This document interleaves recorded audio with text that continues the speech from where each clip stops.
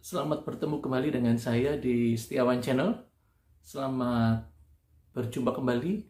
Dan saya yakin kita semua dalam keadaan sehat-sehat semua, baik semua yang ada yang mendengarkan video ini. Saya berharap kita semua makin diberkati Tuhan dan kita semua makin membuka pikiran kita untuk mengenal kebenaran-kebenaran firman Tuhan yang akan kita bahas dari hari ke hari. Dan saya yakin begitu banyak kebenaran yang akan membuka wawasan kita. Oleh karena itu dukung Setiawan Channel dengan memberikan subscribe, loncengnya ditekan, kasih like, comment, and share. Nah, hari ini kita akan belajar satu kebenaran firman Tuhan. Bagaimana saya mengenal Yesus secara pribadi dan saya mengenal siapa itu Tuhan dalam hidup saya. Yang sebelumnya saya ini adalah orang-orang yang tidak mengenal Tuhan dalam kehidupan saya.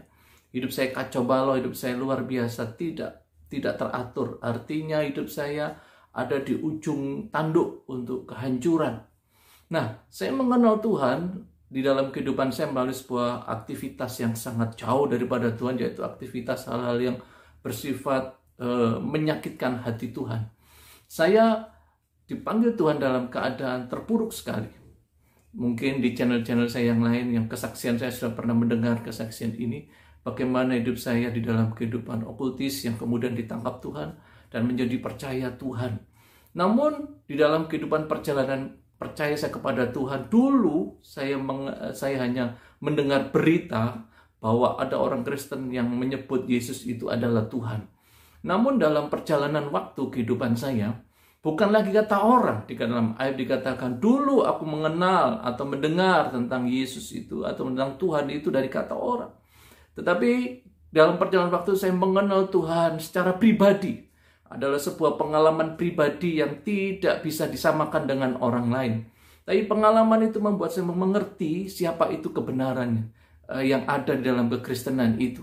Sehingga bukan lagi kata orang, bukan lagi kata orang-orang pintar, bukan lagi dari buku-buku. Tapi bagaimana secara pribadi itu memberikan pengenalan akan Tuhan dalam kehidupan saya. Di dalam perjalanan kehidupan saya mengenal akan Tuhan. Itu membuat saya semakin kagum siapa itu Tuhan. Bayangkan kalau dulu saya mengenal kata orang bahwa Yesus atau Isa itu adalah nabi dan manusia biasa. Dia bukan Tuhan. Namun setelah dalam perjalanan waktu dalam kehidupan okultis saya dalam kehidupan yang bersifat pengenalan akan kuasa-kuasa kegelapan itu membuat saya semakin mengenal siapa itu Tuhan. Kenapa? Ada begitu banyak pertanyaan yang muncul yang seringkali kita dengar. Kenapa Tuhan harus menjadi manusia? Saudara, saya akan jelaskan. Bahkan akan banyak orang berkata, oh kapan Yesus berkata bahwa mengaku dirinya adalah Tuhan? Nah, di dalam Yohanes 13 ayat 13 dikatakan, begitu setelah selesai Yesus membasuh kaki murid-muridnya, dia berkata, akulah guru dan Tuhan, dikatakan demikian. Dia sendiri berkata bahwa dia adalah guru dan Tuhan. Kamu menyebut aku guru dan Tuhan, dan katamu itu tepat. Itu kata Yesus. Sebab memang akulah guru dan Tuhan. Demikian juga kita. Awalnya mungkin kita bertanya kapan Yesus berkata mengaku dirinya Tuhan. Pada saat di dalam Yohanes 13 ayat 13. Ketika murid-muridnya menyatakan dirinya guru dan Tuhan. Kata Yesus tepat sekali. Akulah guru dan Tuhan. Nah, saya berpikir ketika Yesus berkata demikian, tidak ada seorang pun yang berani berkata guru dan Tuhan. Kecuali dia. Bahkan di kitab-kitab yang lain dikatakan bahwa Yesus adalah yang awal dan yang akhir. Bahkan di kitab-kitab lain disebutkan bahwa Yesus akan menghakimi seluruh umat manusia. Dia menjadi hakim yang adil, yang menghakimi seluruh umat manusia. Yang artinya bahwa Yesus itu sendiri adalah siapa yang berani menghakimi manusia, siapa yang berani menghakimi setiap orang, kecuali dia adalah Tuhan itu sendiri. Nah, oleh karena itu, Tuhan Yesus itu bukan sekedar kata orang sebagai manusia dan nabi, tapi dialah Tuhan dalam kehidupan kita. Nah, oleh karena dia itu adalah Tuhan dan juru selamat dalam kehidupan kita, mungkin dulu dalam persepsi saya, kata-kata orang itu membuat saya tidak paham. Tapi ketika Tuhan menangkap saya dalam kehidupan saya, ketika saya bertobat, karena saya mengandalkan kekuatan-kekuatan supranatural, ilmu-ilmu yang bukan daripada Tuhan, kekuatan-kekuatan gaib. Namun di saat saya ditangkap Tuhan, bahwasanya firman itu adalah menjadi pedang. Dan saat itu saya mengerti bahwa Yesus adalah Tuhan. Nah, pertanyaannya adalah begini. Mengapa Tuhan itu harus menjadi manusia? Saudara, ketika Tuhan menciptakan manusia, diciptakan manusia itu serupa dengan gambarnya. Serupa adalah ciptaan yang sempurna, ciptaan yang serupa dengan Sang Pencipta.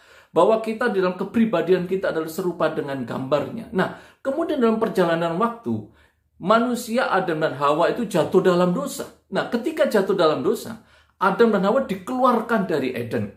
Dia dikeluarkan dari Taman Eden. Di Taman Eden itu ada di bumi, saudara. Ya, kalau kita lihat dalam Alkitab sejarah itu ada sungai-sungai kecil di daerah-daerah Irak begitu. Gambarannya kurang lebih seperti itu. Nah, kemudian, ketika manusia jatuh dalam dosa, maka manusia ini dikeluarkan dari Eden. Kenapa? Karena Eden adalah tempat kekudusan.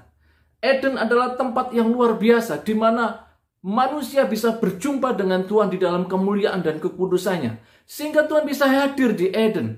Namun akibat manusia jatuh dalam dosa, akhirnya manusia harus keluar dari Eden. Supaya manusia tidak mati.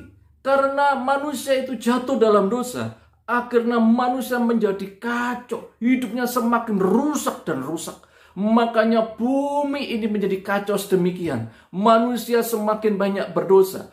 Akibat dosa maka manusia harus mati. Akibat perbuatan itu manusia tidak lagi dalam kehidupannya serupa dengan gambarnya.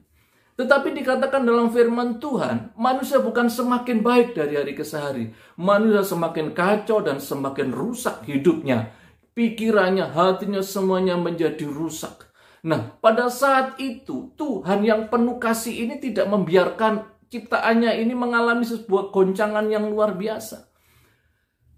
Ditulis demikian, karena begitu besar kasih Allah akan dunia, sehingga dia memberikan Yesus itu turun menjadi manusia. Saudara, nanti saya akan jelaskan lebih rinci. Perhatikan dan simak baik-baik. Begini, ketika manusia jatuh dalam dosa, Tuhan punya rencana yang indah. Perencanaan Tuhan itu hebat dan luar biasa. Rencana Tuhan itu tidak pernah gagal. Iblis tidak tahu rancangan Tuhan. Tetapi Tuhan punya perencanaan bahwasanya manusia yang dipenuhi kemuliaan, ketika jatuh dalam dosa, dia kehilangan kemuliaan. Dia kehilangan gambaran Tuhan itu. Nah, oleh karena itu, ada sebuah plan yang besar yang dibuat oleh surga. Dia harus menjadi manusia dengan satu tujuan adalah bagaimana kita manusia berdosa ini bisa kembali seperti semula, ciptaan semula. Saudara, dikatakan banyak orang bertanya, kenapa Tuhan jadi manusia? Bagi Tuhan, jadi apapun itu soal kecil. Jangan kita mempertanyakan kenapa Tuhan jadi manusia. Kita bukan Tuhan. Tetapi percayalah, ketika Tuhan menjadi manusia, itu bagi Tuhan adalah hal yang mudah. Tidak ada yang sulit. Nah, oleh karena itu, Tuhan merancangkan segala sesuatu menjadi baik adanya. Nah, Tuhan menjadi manusia itu kenapa? Karena manusia itulah yang harus menanggung dosanya. Karena manusia yang berdosa itulah yang harus menerima kematian yang kekal. Nah, oleh karena itu Tuhan harus menjadi manusia turun ke bumi dengan satu tujuan, menolong manusia. Karena manusia yang berdosa, yang disebut manusia yang dituntut oleh iblis, karena kita ini upah dosa adalah maut, karena Tuhan sudah berfirman demikian. Nah, oleh karena itu Tuhan menjadi manusia dengan satu tujuan, menggantikan manusia. Itu yang pertama, ya. Artinya dia menjadi manusia karena mau menebus dosa manusia, bukan binatang. Oleh karena itu Tuhan harus jadi manusia, karena yang harus bayar dosa adalah manusia. Korelasinya manusia bayar dosa dengan maut. Nah, oleh karena itu harus penggantinya, yaitu manusia, supaya semua manusia yang berdosa, yang percaya kepadanya tidak akan binasa. Nah, ketika Tuhan menjadi manusia, dia tahu bahwasanya manusia itu berdosa. Nah, Tuhan menjadi manusia dengan satu tujuan, bukan hanya untuk menebus dosa manusia, tetapi dia mengajarkan cara hidup surga. Saudara, ketika dia mengajarkan cara hidup surga, supaya manusia tahu. Yang kedua ini, bagaimana manusia tahu bagaimana sih hidup di surga. Saudara, saya pernah ke luar negeri, ke sebuah tempat, atau kita pergi ke luar negeri. pasti berbeda budaya. Kita akan adaptasi kembali dengan budaya yang baru. Kita nggak mungkin membawa budaya kita ke sebuah tempat yang baru. Kita harus adaptasi dengan budaya baru supaya diterima di sana. Begitu juga kita. Budaya di bumi tidak bisa dibawa di surga. Budaya orang berdosa tidak bisa dibawa kepada surga, yaitu budaya orang dibenarkan. Contoh, saudara. Saya kasih contoh. Kalau kita ditampar, kalau kita difitnah, kalau kita dimaki, cenderung kita akan melawan. Kita sakit hati, kita marah. Tetapi di dalam 1 Korintus 4:3 dikatakan, ketika engkau dimaki, jawablah dengan ramah, bukan marah, saudara. Artinya budayanya beda, cara hidupnya beda, cara berpikirnya beda antara bumi dengan surga, antara budaya orang berdosa dengan orang yang dibenarkan di surga, yang sudah diterima di surga. Nah, di surga tidak ada orang kepahitan, di surga tidak ada orang berantem, di surga tidak ada sesuatu yang membuat kita ini saling membenci. Tetapi di bumilah ada kebencian, tetapi di bumilah ada pertengkaran, di bumilah yang disebut ada pembunuhan dan semuanya. Tetapi di surga tidak ada lagi. Nah, oleh karena itu, Yesus mengajarkan, hai manusia, aku datang menjadi manusia. Tuhan datang menjadi manusia dalam pribadi Yesus. Dengan satu tujuan, dia mengajarkan cara hidup surga di bumi ini. Nah, oleh karena itu dalam Matius, belajarlah kepadaku, karena aku lemah lembut dan rendah hati. Yesus mengundang kita untuk belajar. Dalam Matius 11 itu, belajarlah kepadaku. Kita belajar kepada Yesus, karena Yesus mengajarkan cara hidup surga. Nah, manusia nggak ada yang bisa mengajarkan cara hidup di surga. Manusia mana? Nggak ada. Kenapa Yesus tahu cara hidup surga? Karena dia datang dari surga. Bagi Tuhan, menjadi manusia itu hal yang mudah. Bagi Tuhan, jadi apapun itu hal yang mudah. Jadi kalau kita perdebatkan kenapa Tuhan menjadi manusia, maka kita tidak akan pernah bisa menjangkau pikiran Tuhan. Kecuali kita minta hikmat kepada Tuhan. Jadi yang kedua adalah, Yesus hadir mengajarkan cara hidup di surga. Bagaimana sih hidup di surga itu? Nah, yang ketiga, saudara, Yesus hadir di bumi ini akan menunjukkan jalan kebenaran dan hidup. Bagaimana sih jalan menuju ke surga? Maka Yesus menunjukkan dirinya. Dia dari surga. Dia tahu jalan menuju surga. Oleh karena itu, bagi setiap orang yang percaya kepadanya, akan ditunjukkan jalan menuju surga. Seperti saudara, ketika saudara pergi kemana-mana, saudara perlu Gmap. Saudara perlu untuk melihat map kita mau pergi kemana. Dengan map itu kita akan sampai kepada tujuan. Dan kita akan sampai dengan baik dan kita tidak akan kesasar. Namun banyak orang yang berkata bahwa Yesus bagaimana dia tahu surga. Saudara, Yesus itu Tuhan. Di samping dia menjadi manusia, dia Tuhan dari surga. Nah, kalau dia dari surga, maka dia akan menunjukkan jalan menuju surga. Dan diyakini 1000% tidak akan kesasar. Nabi manapun, manusia manapun yang bisa tahu surga, tidak ada. Nabi-nabi nggak tahu surga karena dia bukan dari surga. Dia manusia biasa. Sekalipun disebut nabi sehebat seperti Nabi Daud, Nabi Musa, yang menerima kitab Taurat, Nabi Daud yang menerima Mazmur atau Jabur, atau nabi-nabi yang lain, dia tidak pernah tahu surga. Bahkan ada nabi yang berkata dia minta didoakan supaya sampai ke surga. Kenapa? Tapi hanya Yesus yang berkata, akulah jalan, kebenaran dan hidup. Yesus tidak perlu didoakan. Kenapa? Karena dia tahu jalan ke surga. Dia berkata, ikut, akulah jalan, kalau kamu percaya kepadaku, aku akan tunjukkan jalan ke surga. Itu hebatnya Tuhan. Nah, oleh karena itu, Tuhan itu luar biasa. Dia sangat luar biasa. Saya bersyukur mengenal Yesus Tuhan sebagai Tuhan dan Juru Selamat. Nah, yang keempat, saudara, kalau banyak orang, bagaimana Tuhan jadi manusia? Lah, surga kan kosong. Saudara, begini, saya kasih ilustrasi. Ketika ada seorang penjahat yang harus dihukum mati, maka penjahat itu tidak akan bisa bebas. Hakim tidak akan bisa membebaskan. Karena divonis. Jaksa tidak akan bisa membebaskan. Tetapi di Indonesia kita mengenal dengan kata gerasi yang dibuat oleh presiden. Ketika surat gerasi ini dibuat, maka seluruh aparat pemerintah harus tunduk kepada surat itu sebagai surat presiden pemimpin tertinggi di bangsa ini untuk bisa memberikan kebebasan seseorang. Saudara ingat satu tokoh teroris yang dibebaskan oleh Pak Jokowi karena usianya sudah lanjut. Nah, ketika gerasi itu ditulis, maka tokoh ini bisa bebas. Begitu juga kita. Nah, ketika Pak Jokowi menulis surat, Pak Jokowi ada di Istana Negara. Suratnya turun ke instansi terkait sampai kepada ke lapas. Nah, saudara, ketika surat ini turun, tidak seorang pun yang berani menyobek surat ini atau menentang surat ini. Ini adalah keputusan presiden yang harus dikerjakan. Sekalipun ditentang, surat ini tetap berlaku dan orang akan tunduk. Semua aparat pemerintah akan tunduk kepada surat yang disebut. Ketika kop surat, ada tangan basah dan stempel, maka surat ini berlaku dan bisa membebaskan seorang penjahat sekalipun yang sudah divonis dihukum mati. Ini saya kasih contoh. Nah, presiden ada di Istana Negara, tapi ketika surat ini turun, tidak seorang pun berani, padahal hanya surat. Kenapa surat ini ditakuti banyak orang? Sekalipun itu surat, tapi perhatikan, dia adalah pengganti atau pribadi presiden yang ditulis di dalam surat itu. Nah, keputusan presiden itu mutlak dan otomatis akan berjalan, kecuali dianulir oleh presiden itu sendiri. Nah, begitu juga Yesus. Yesus menjadi manusia, surga nggak pernah kosong. Dia maha kuasa yang tidak pernah kita jangkau dengan akal pikiran kita. Jangan pernah menjangkau pikiran Tuhan.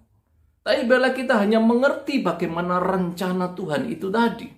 Nah, oleh karena itu, ketika Tuhan menjadi manusia dengan tujuan yang sudah saya jelaskan tadi, ya, bagaimana rencana Tuhan berikutnya. Nah, ketika Tuhan harus menebus manusia, kenapa dia harus mati? Ya, mungkin di kitab-kitab lain atau di penjelasan Yesus digantikan oleh manusia yang lain. Saya beritahu, Injil adalah kitab kebenaran yang mutlak dengan dasar sejarah fakta sejarah yang tertulis. Ya, nah fakta sejarah yang tertulis sudah demikian luar biasa.